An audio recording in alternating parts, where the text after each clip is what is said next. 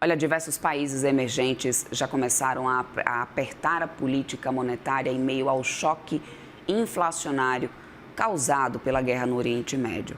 Mas no Brasil, economistas avaliam que o Banco Central deve ser um dos últimos a elevar a Selic.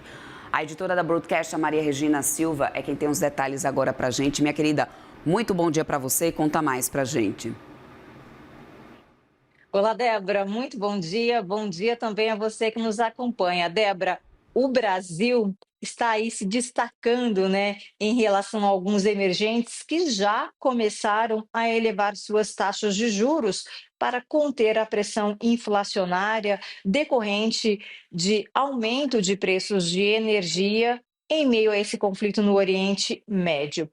Bom, uma reportagem de Arícia Martins, aqui da Broadcast, mostra que entre as justificativas para que o Banco Central brasileiro não eleve de imediato a taxa básica de juros, a Selic, é o fato de que a taxa Selic está em nível restritivo. Estamos falando de uma taxa de 14,5% ao ano. Então, isso seria é um dos pontos mencionados por especialistas para fazer com que o Banco Central não comece a elevar a taxa de juros de imediato.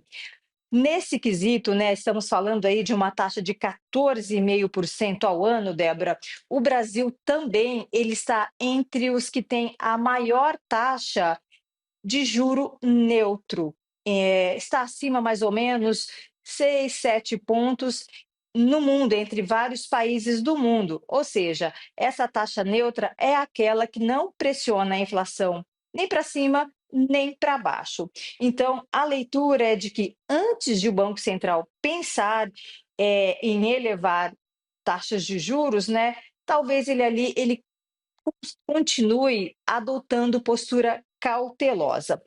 Um outro ponto, Débora, que beneficia o Brasil, né, no sentido de o Banco Central não ter de elevar os juros de imediato, é que o Brasil, nesse momento aí de conflito no Oriente Médio, o Brasil vem se destacando porque o país é exportador líquido de commodities energéticas. Então, o país exporta, acaba exportando mais, e isso acaba fazendo com que entre dólar aqui no Brasil e, consequentemente, isso atenua um pouco a pressão sobre o câmbio e ainda acaba fazendo com que tenha menos pressão na inflação.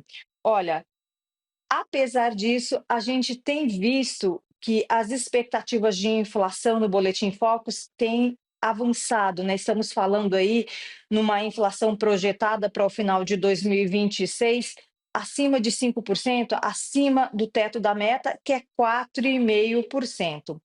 Ao despeito disso, no Boletim Focus, a estimativa para a Selic fechada em 2026 aumentou ontem, né? Estava em 13,25, mas foi para 13,5%, ou seja, ainda está abaixo ali daquele nível, né, de quando começou o processo de afrouxamento, claro, né, estava em 15% ao ano.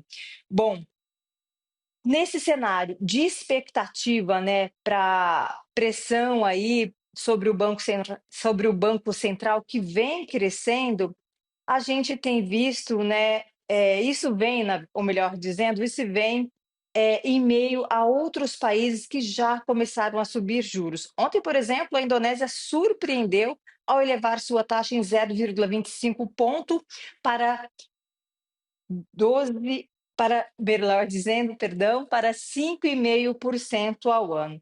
Outros países, como Paquistão, Turquia, já também elevaram juros e agora fica aí a expectativa para ver se o Banco Central, Débora, traz algum sinal nesse Copom, que será na próxima semana, né, dia 17, sai a decisão, e aí fica a expectativa para ver se o comunicado do Copom vai trazer algum sinal no sentido de que quando pode haver alta. Para a semana que vem, Débora, no mercado, né, entre os departamentos econômicos, a expectativa ainda é de um novo corte de 0,25 ponto percentual aí a Selic passaria para 14,25% ao ano, mas ontem, na curva futura, né, os juros futuros já indicavam manutenção e uma Selic avançando ali ao longo de 2026 e a taxa fechando em